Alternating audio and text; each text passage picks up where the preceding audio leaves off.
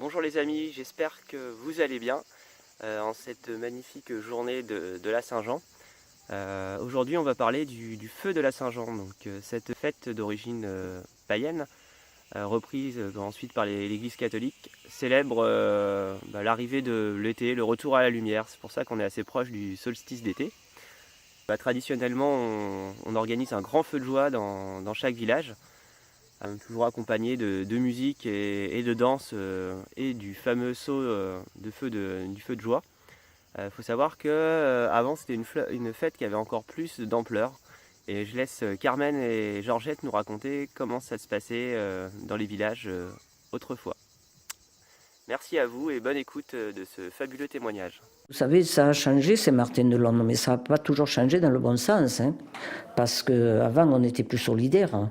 Avant, on faisait des choses plus ensemble pour des fêtes qui nous paraissaient belles, qui maintenant paraissent tout à fait insignifiantes. Ce qu'on faisait, c'était les feux de la Saint-Jean. C'est-à-dire qu'il y avait un feu dans chaque quartier à ce moment-là. Puis ça a fini, ça. On n'en fait plus. On en fait un, là, encore, mais à ce moment-là, on faisait des feux dans chaque quartier. Le village a quand même un noyau. Autour, parfois on regrette, nous les gens de l'ASM, on regrette que les gens qui sont venus se greffer sur ce noyau participent pas à certaines choses. Je disais pour les rapports entre lotissements qui se sont créés, nouvelles familles qui sont arrivées, des choses comme ça. Moi j'en vois, comme tu le sais, je m'occupe de beaucoup de choses, et par exemple quand on fait les lotos, nous avons le loto de la fanfare, toutes les familles de la fanfare viennent au loto. Nous faisons le loto des anciens combattants, toutes les familles des anciens combattants viennent au loto. Mais les lotos qui viennent aux anciens combattants, ils ne vont pas à la fanfare.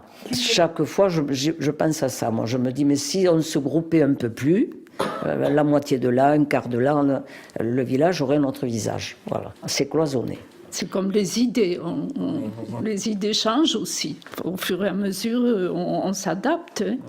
Oui. Des choses qui choquaient il y a quelques années, et puis c'est devenu plus banal. Oui, mais l'évolution, comme je dis, il y en a tout le temps, parce qu'on avance, on ne peut pas reculer. Donc il y a de l'évolution, même à l'heure actuelle. Merci d'avoir écouté ce témoignage. Vous pouvez en retrouver d'autres sur le site raconte-moi.filio.fr. Afin de nous soutenir et faire en sorte que le projet puisse continuer le plus longtemps possible, n'hésitez pas à mettre un petit pouce bleu sur cette vidéo afin de la partager avec le plus grand nombre. Merci à vous, bonne journée.